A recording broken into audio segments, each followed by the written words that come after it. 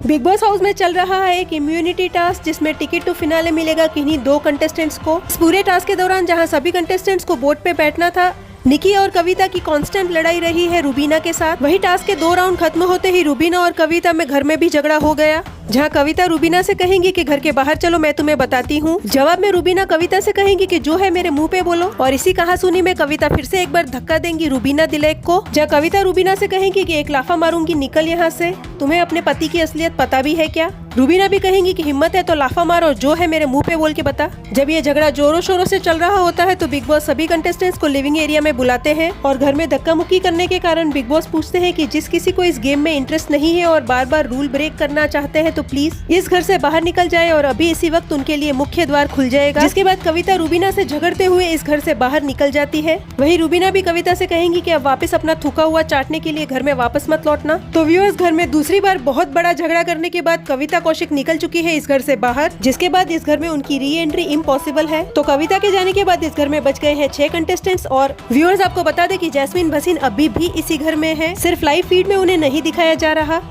तो व्यूअर्स, क्या कहेंगे कविता के इस बर्ताव के बारे में?